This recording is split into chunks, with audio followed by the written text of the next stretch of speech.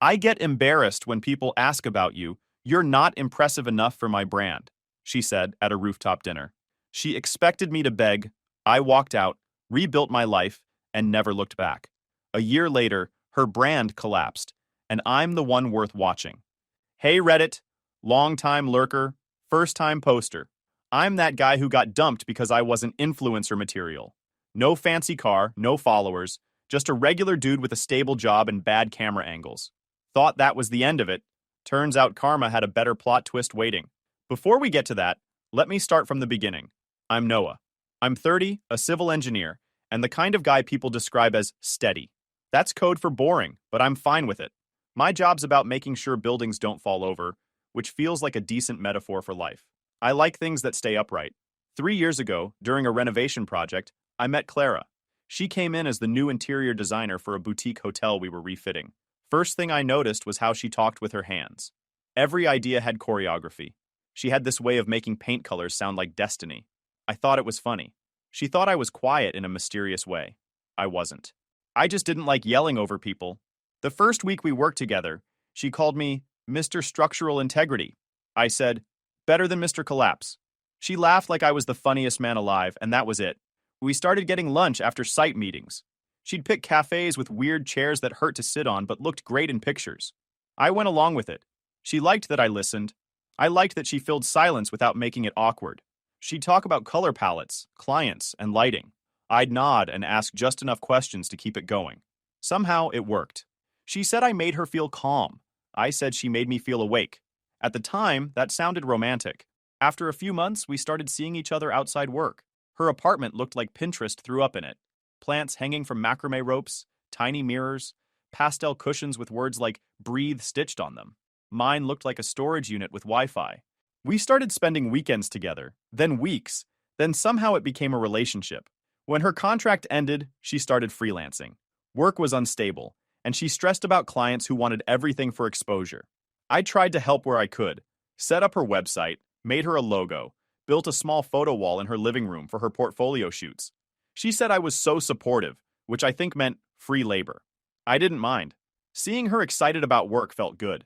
About a year in, she moved into my place. Well, technically, we both moved into a new one. A loft near downtown. Open brick walls, big windows, expensive rent. She picked it because of the lighting. I picked it because it was structurally sound. Compromise, I guess. Within a week, she'd turned it into a showroom. Half the furniture was for photos only. If I moved a pillow, she'd move it back like it was sacred geometry. She had a thing for plants. At one point, I counted 27. I joked that her plants had more square footage than I did. She said, they make the space alive. I said, so would oxygen, but sure. She rolled her eyes and kissed me, and for a while, that was enough. We got comfortable. I'd come home covered in dust and concrete smell. She'd be editing photos on her laptop with a face mask on. Dinner was usually something she found in a blog. Quinoa, kale, or something pretending to be pasta. She'd tell me about annoying clients. I'd tell her about a project delay. She said my job sounded repetitive. I told her that was kind of the point. You want bridges to be predictable. The first real sign of trouble came small. She started using our apartment for content. One day I came home to find the entire kitchen rearranged for better angles. The next day, she asked me to avoid walking in the background when she filmed. Another time, she stopped mid-lunch because my fork didn't match the plate aesthetic. I switched forks. She still looked annoyed. Her phone was always in her hand. She filmed everything. Morning coffee, unboxing candles, fake laughs. She once made me redo a goodbye hug because the light was better. I joked, didn't know I needed to hit my mark. She didn't laugh. Her followers grew, and so did her attitude. She'd throw around words like brand and engagement. I started to realize our life was becoming her content. She once told me, you're lucky you get to be part of the creative process. I said, I thought we were in a relationship, not a commercial. She didn't reply, just changed the subject to filters. Still, I stayed patient. She wasn't mean, just absorbed in herself. I figured it was a phase. I worked long hours anyway. My job was stable. Her world was chaotic. I tried not to take her moods personally. She'd come home from events buzzing with names I didn't know. Photographers, stylists, collab partners. She'd show me photos, and I'd nod like I cared about ring lights and brand deals. Once during dinner, she laughed at one of her phone notifications and said, you really should post more. People think you're like invisible. I said, "That's because I'm busy doing the things people post about." She didn't like that. She said I sounded condescending. I said she sounded like a walking ad. We didn't talk the rest of the night. Despite all that, there were good moments. Sunday mornings with no alarms, her humming while making coffee, the way she'd fall asleep mid-sentence. Those things made the rest tolerable. I told myself she just needed time to settle into her career. The truth is, I saw the cracks early. I just ignored them because everything else looked nice from far away. Back then, I figured her spark was just charm. Turns out it was a warning light. I just didn't read the dashboard.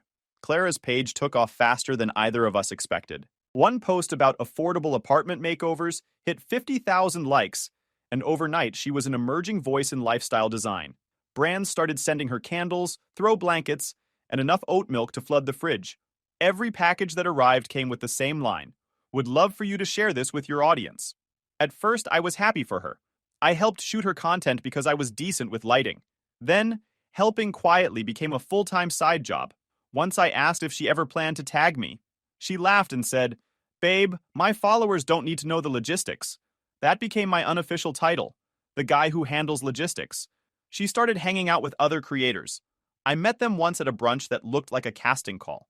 Every conversation was about followers, sponsors, or mental health in the tone of a sales pitch. I told one guy I worked in civil engineering. He blinked like I'd said I farmed potatoes. Clara jumped in fast. "He's super smart, does, structural stuff." The guy nodded, unimpressed. She changed the topic to lighting setups. Later, I told her friends talked like LinkedIn had a baby with reality TV. She said, "You just don't get networking." I said, "I do. I just prefer it without hashtags."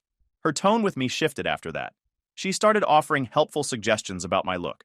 "You should dress sharper," she'd say, while adjusting her camera. "You'd photograph better." She started sending me links to minimalist sneakers and clean jackets. I bought one pair to keep the peace. She said it still wasn't the right vibe. Every day, the loft looked less like a home and more like a set. She rearranged furniture for angles, replaced my favorite mug because it clashed with the palette, and banned me from the living room during golden hour. I used to joke that I was the roommate paying rent to a production company. Then came the morning that still makes me laugh. It was a Saturday. I'd gone out early for groceries. She was home filming one of her morning matcha routine live streams. I opened the door quietly and set the bags on the counter. She was mid-speech, telling the camera how small changes create peace or something. Without thinking, I said, "Got your oat milk?" She froze. The camera kept rolling. "Which one did you get?" she asked, voice still sugary for the audience. I held up the carton. "This one." It was on sale. Her smile cracked. "That's the wrong brand." I blinked. "It's oat milk. How different can it be?" She turned fully toward me, ignoring the live chat that was probably wondering who the random guy in the background was. "It doesn't foam right, Noah. I can't use that one." I looked at the carton, then at her ring light. "Didn't realize milk could affect your career trajectory." Her eyes narrowed. "You never pay attention." "Pretty sure I just paid attention enough to buy oat milk." She huffed, mumbled something about consistency for the brand, and stormed off. The camera was still on. I swear the comment section was losing it. I put the milk in the fridge and said quietly, "Imagine getting dumped over oat milk one day." That line aged well. After that, she barely talked to me for 2 days. When she did, it was to remind me about an event she had that week.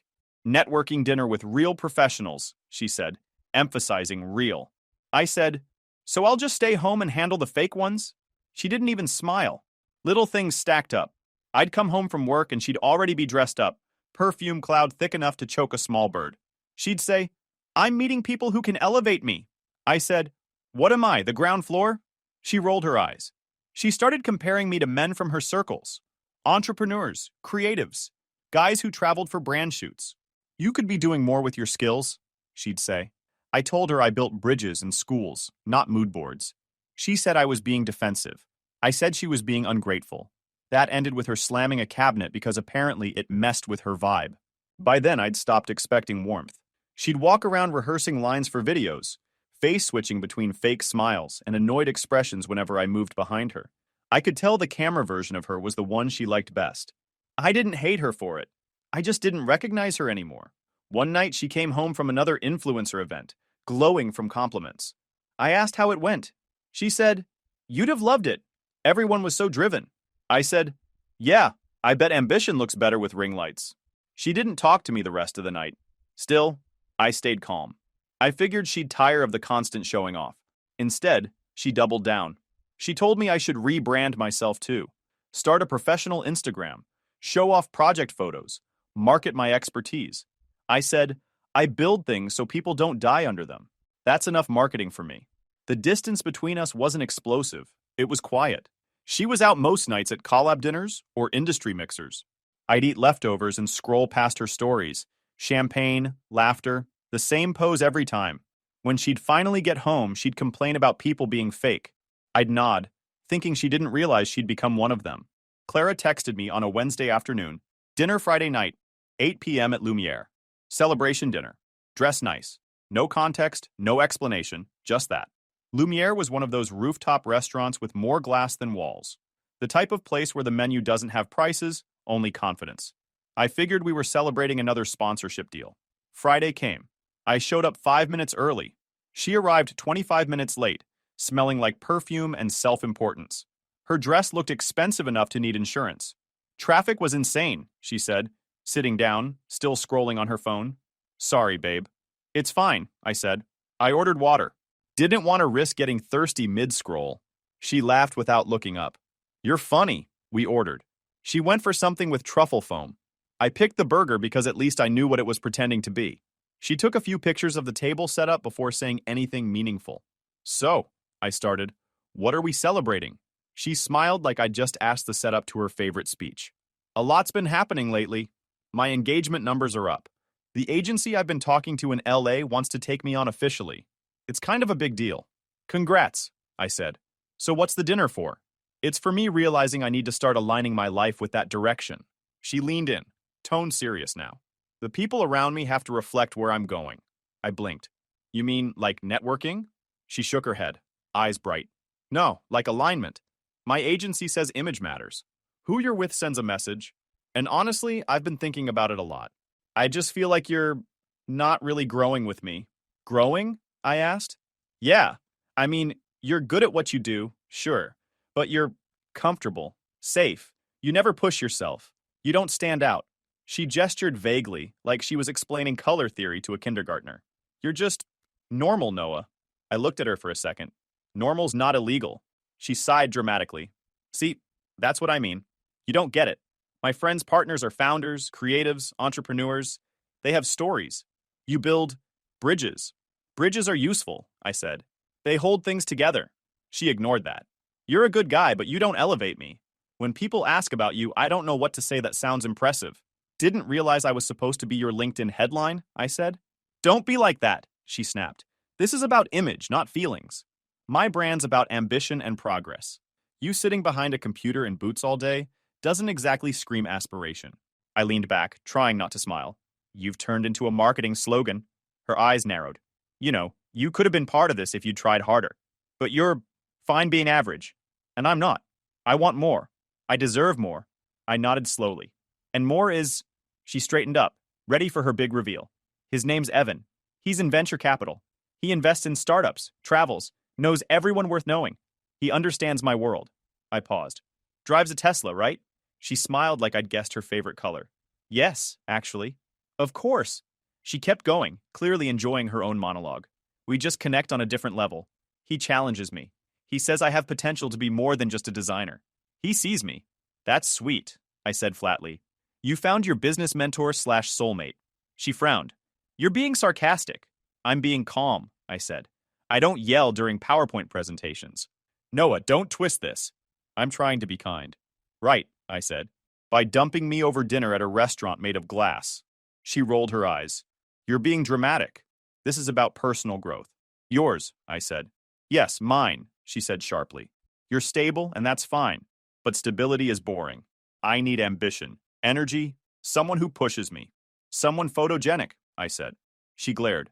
You always make jokes when things get serious. And you always make things serious when they're just shallow, I said. Guess we balance out. Her lips tightened. I'm trying to handle this maturely. You could at least not act like a child. I nodded. Sure. You're leaving me for a man with a better filter. That's very mature.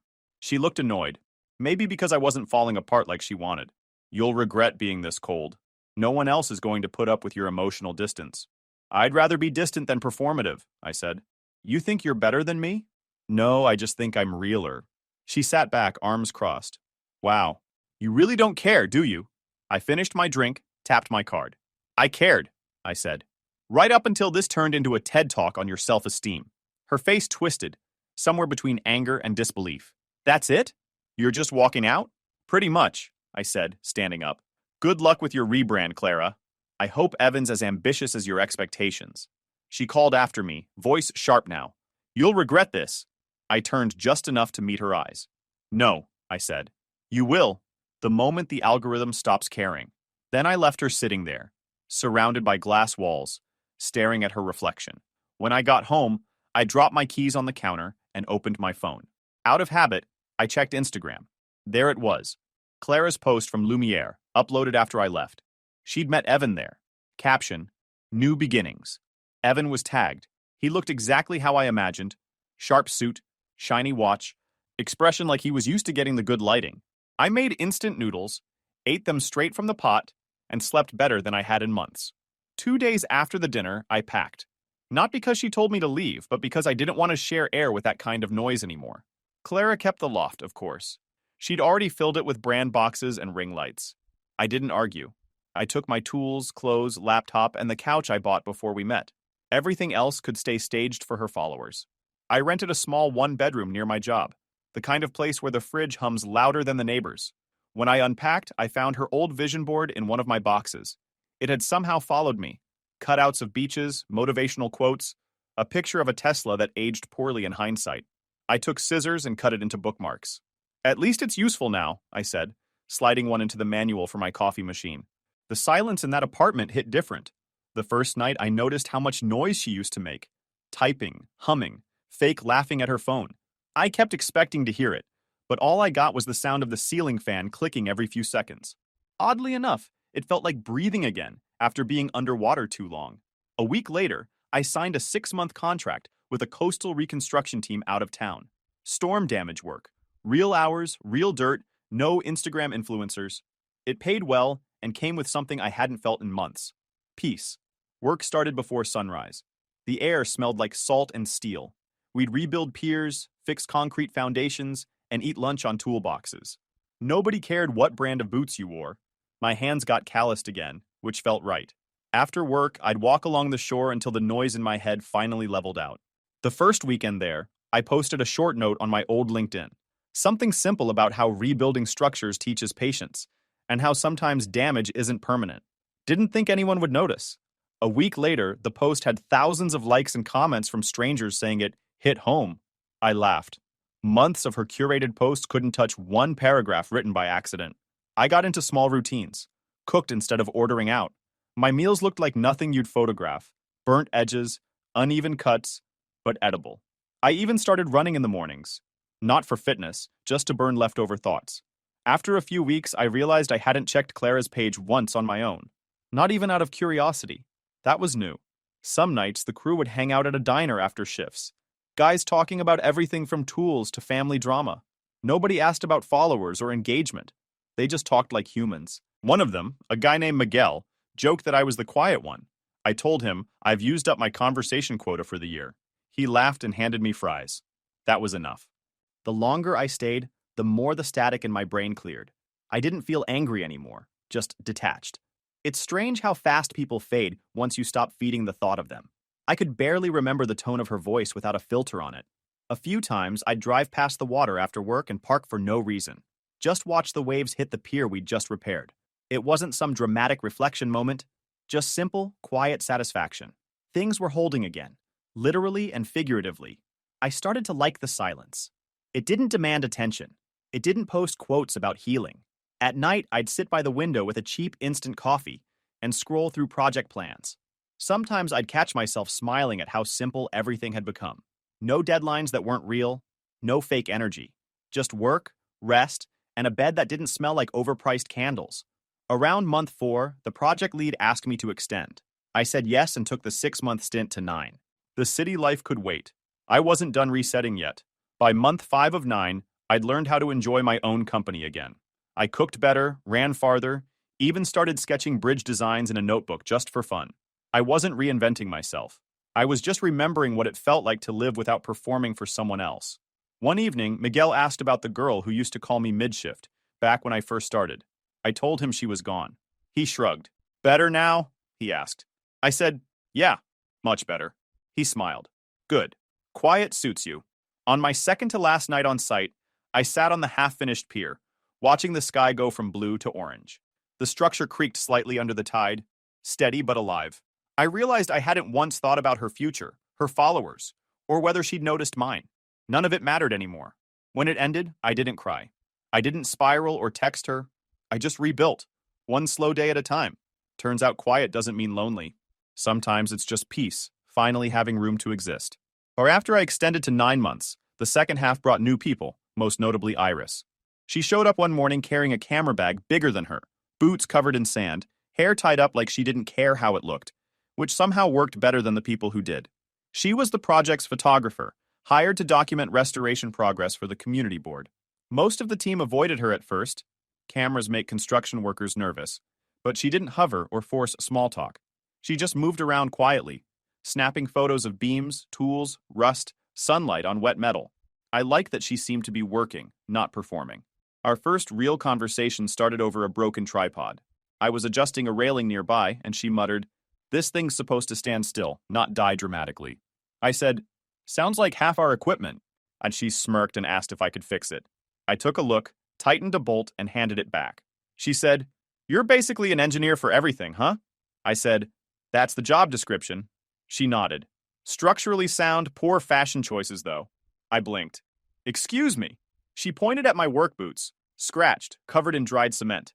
"Those things have seen war. They've survived oat milk incidents," I said before thinking.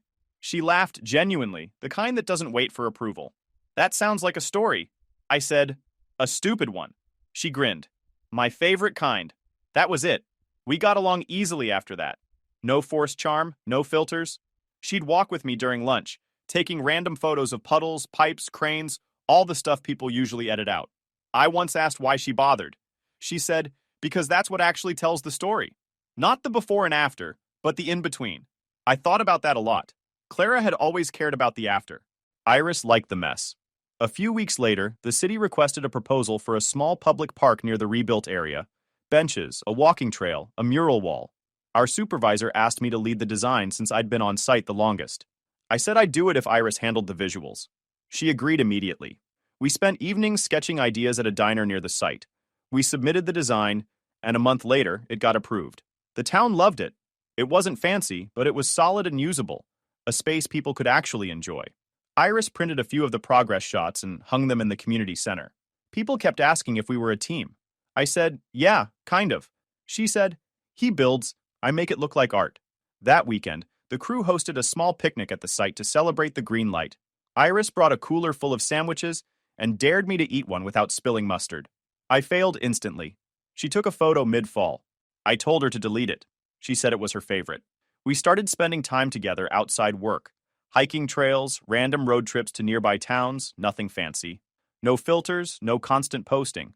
Just two people doing things for themselves. She played music I'd never heard of, indie stuff with too much guitar, and I introduced her to my weird mix of instrumental playlists. We'd trade phones to make each other listen to songs we liked, then argue about which one was better. Once she bet me I couldn't go a full weekend without checking messages or email. I said, "That's easy." She said, "Prove it." She lasted 6 hours before reaching for her phone first. I didn't let her forget it. She called me boring once, but not in a mean way. We were sitting on a bench watching the tide come in. She said, "You're the kind of boring people should want. Consistent, calm, no hidden script." I said, "That's just code for not being chaotic enough to trend." She smiled. "Exactly." That's a compliment. It hit me later that she never asked what I earned or who I knew. She just noticed if I was listening. The silence between us wasn't awkward. It was easy. That was new. When the project wrapped, the city hosted a small community event at the park. Kids ran around the benches we'd designed. Parents took pictures in front of the mural. Someone handed us certificates of appreciation, which we both found funny. Iris whispered, "We're officially overqualified to exist." That night we stayed late after everyone left, sitting by the railing overlooking the bay. She asked if I missed the city. I said no. She nodded like she already knew. "You're not really a city guy, are you?" she said. Not since it started rating people. She laughed, resting her chin on her knees. You ever think you'll go back? Maybe, I said, but not for the same reasons. We stayed like that for a while, not talking, just watching the lights ripple across the water. A week later, the contract officially ended. Most of the team packed up and left, but Iris and I kept in touch. Texts about random things, photos of sunsets, jokes about crooked benches, playlists we'd swapped. She once sent me a blurry photo of a seagull with the caption, "You in bird form." I replied, "Sturdy posture, though." It wasn't some movie-style romance, just two people who'd both seen enough fake to appreciate something normal. 3 months after the coastal project ended, I was back home working remote contracts. Life simple again, quiet mornings, coffee without ring lights. One night, my phone buzzed. It was Chris, a mutual friend who somehow stayed neutral through everything. Bro, you've seen the news about Evan? He sent a link. The so-called venture capitalist was a fraud. Fake investors, unpaid staff, and half his portfolio was smoke and mirrors. He wasn't funding startups. He was borrowing money and vanishing. I wasn't surprised. Evan always had scam energy. Then another text from Chris. Clara's tagged in the article too. I opened it. There she was, smiling next to him in a fake eco startup ad. Caption, influencer collaboration gone wrong. I laughed, out loud, perfect karma. Her Instagram looked like a ghost town. Comments full of people asking if she was involved, others calling her fake. Most posts were deleted, and the rest were flooded with, "This didn't age well." Then came her story. White text on a black background. Sometimes you realize not everyone you trust deserves it. Classic. Chris called the next morning. She's trending for all the wrong reasons. One sponsor already dropped her. Guess Karma finally learned how to use Wi-Fi, I said. He asked if I felt bad. I didn't. She spent years chasing attention. She finally caught it. Over the week, I saw updates from mutuals. Her follower count dropped by thousands. The same friends who used to brag about her were pretending they'd barely known her. Meanwhile, things were picking up for me. The park project Iris and I designed got featured in a local architecture blog. Then a national magazine reached out for an interview about sustainable urban spaces. I almost said no, but Iris convinced me. During the interview, the writer asked if I believed in second chances. Sure, I said, for people who actually learned something the first time. That line ended up printed next to a photo of the park. The universe has good timing sometimes.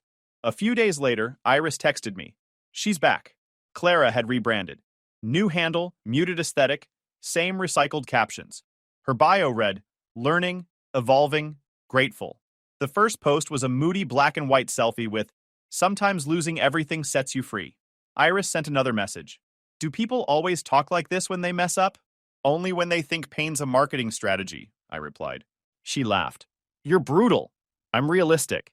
You can't pity someone who thought empathy was bad PR. I stopped checking after that. It wasn't satisfaction. It was confirmation.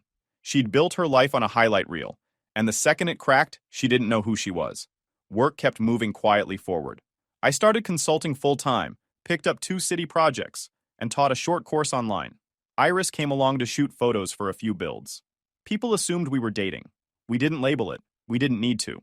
After long days, we'd sit on my car hood by the pier and rate cheesy quotes she found online. The comeback is always stronger than the setback, she'd read. 2 stars, I'd say. Needs accountability. We'd laugh until the sky went dark.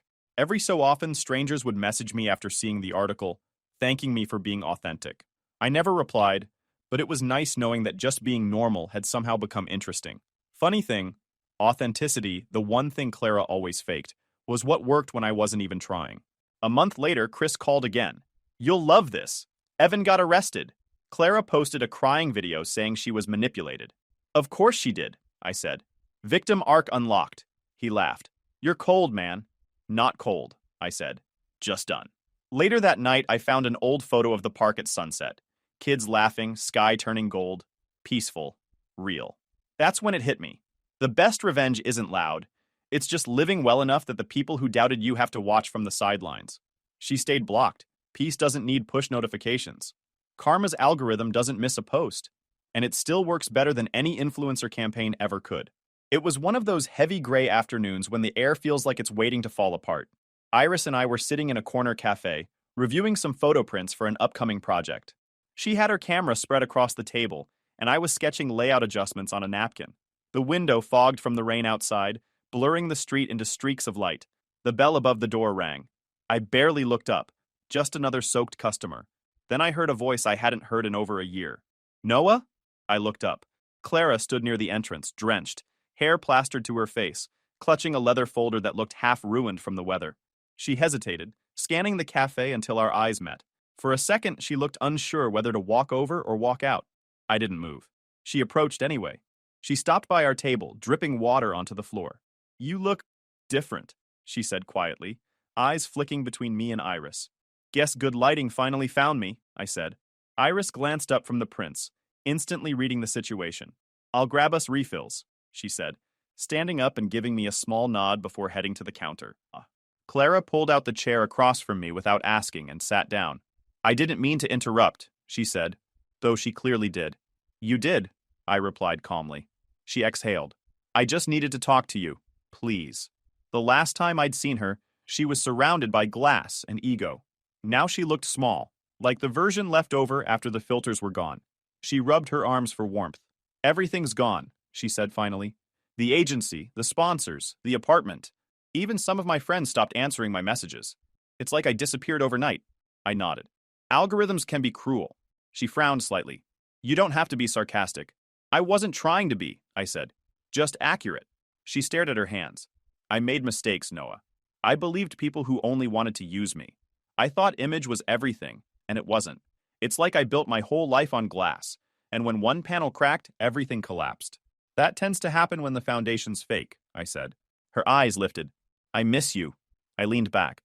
You miss the version of me that didn't make you feel small. The one you could use to look grounded while you reached higher. That version's retired. She shook her head. You don't understand. I've changed. I know what really matters now. I just need a second chance. To prove it. Prove what? I asked. Starting over with someone who measured my worth in Instagram filters?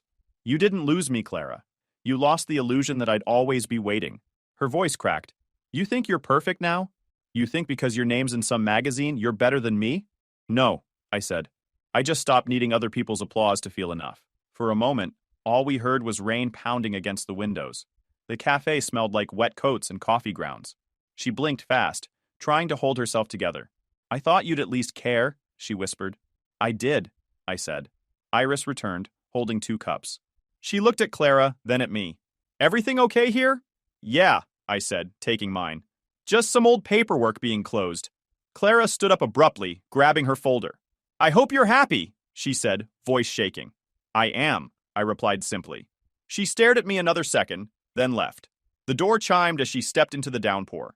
Through the fogged glass, I watched her cross the street without an umbrella, her reflection vanishing in the puddles. Iris sat down again, raising an eyebrow. That looked intense. Not really, I said. More like overdue maintenance. She smirked. Closure? Weatherproof closure, I said, nodding toward the rain. We went back to reviewing prints. The storm kept hitting the window, steady and rhythmic, but somehow it sounded peaceful now. Months later, I was invited to give a short talk at a small community event. The topic was designing with purpose, but I ended up calling it Foundations Over Facades. It wasn't about architecture as much as it was about people. How strength comes from what's underneath, not what shines on top. The room wasn't huge, just a couple dozen locals, students, and some city officials. Iris sat in the front row, camera ready. I wasn't nervous this time. When I finished, people clapped. Not loud, but real. I looked at Iris and smiled. Walking off the small stage, I thought about how different that applause felt from the fake kind I used to hear through someone else's phone. This one didn't demand anything. It didn't feed on validation. It just existed, honest and simple. Some people chase applause. Some chase peace. I'm just happy I stopped chasing noise. YouTube just dropped this new hype feature. If you're hooked on this story, smash that hype button. It tells YouTube this video deserves to blow up, and it keeps even crazier stories coming your way.